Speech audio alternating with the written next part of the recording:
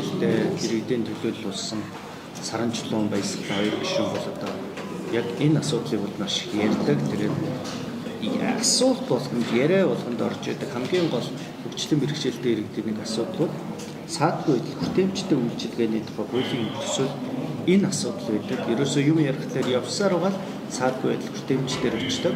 Тэгэхээр энэ хуулийн төслийн үжил баримтлалын талаар өнөөдөр та бүхэндээ танилцуулахаар бэлдсэн байгаа.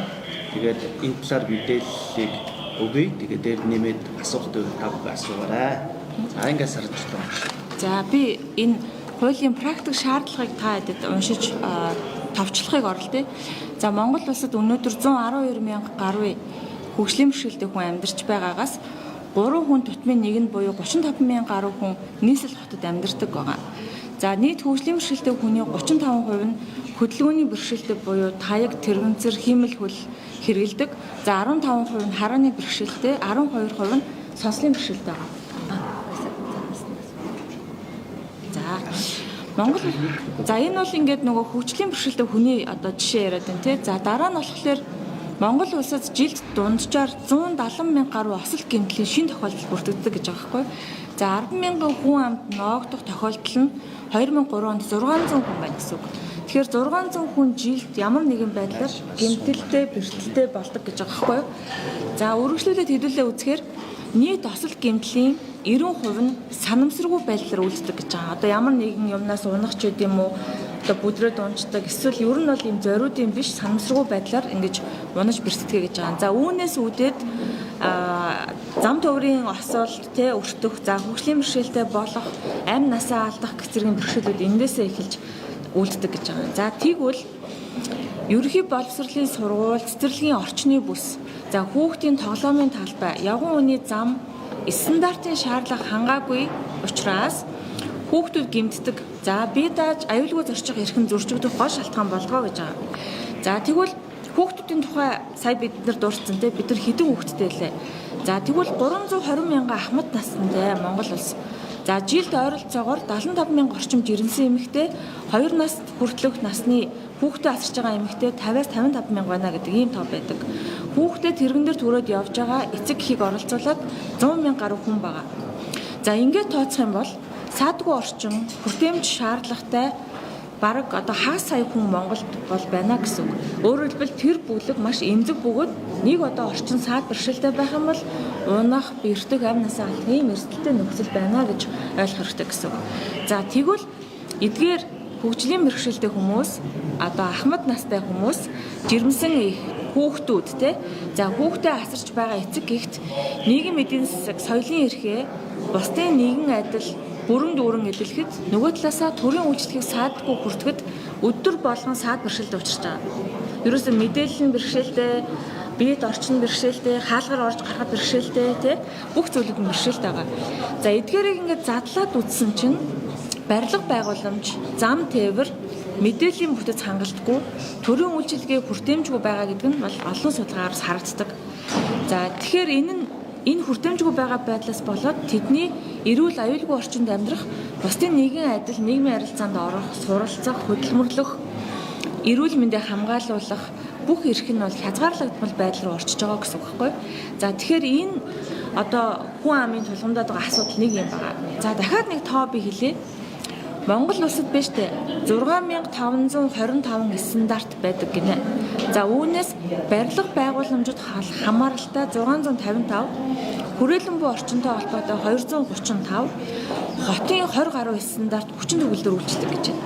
За эдгээр нь өөрөө одоо үйлчилдэг гэсэн ийм одоо хүчинтэй баримтчиг боловч хуулийн этгээд эдгээр стандартыг дагаж мөрдөхгүй байгаатай холбоотойгоор хүний эрүүл мэнд амьд хохирчно гэсэн ийм тоо байгаад байгаа байхгүй.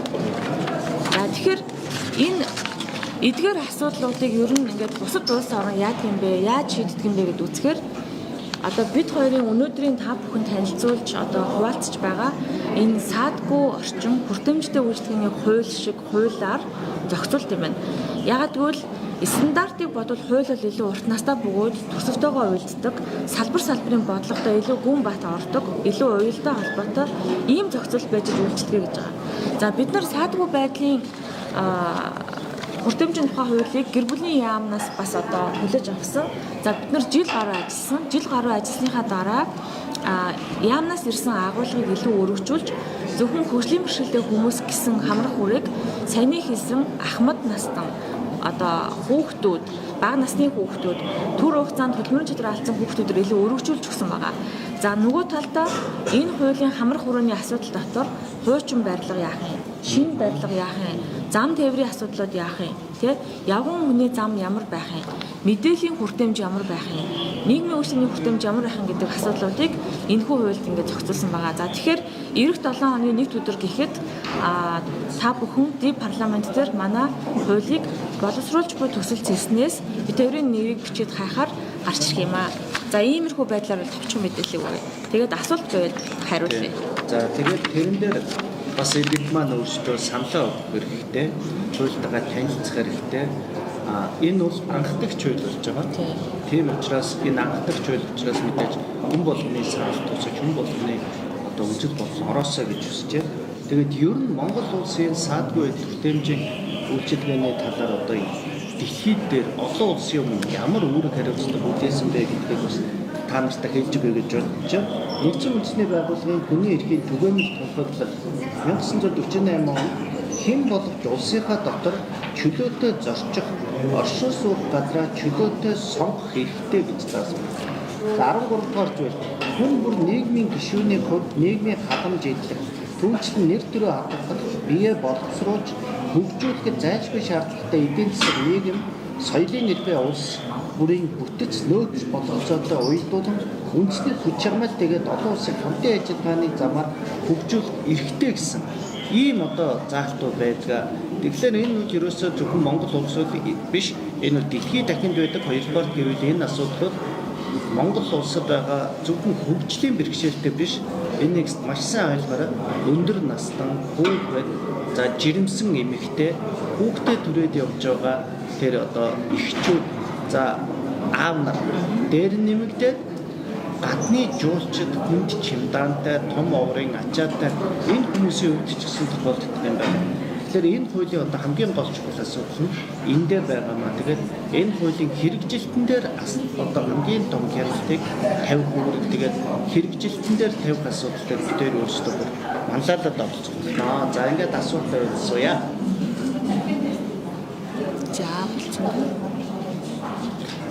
За асуулт гайгүй бай тээ. За ингээд дуусгая. Баярлалаа. Тэгээд дэв парламент дээр ороод хүмүүс бүгдээрээ танилцаарай. Эх 7 хоногийн 1 өдрөөс эхэлнэ. Тэгээд саран чулуун баясгалан гэдэг нэр өгөөд авах юм бол энэ бол өөрөө гараад ирнэ. За баярлалаа та бүхэндээ.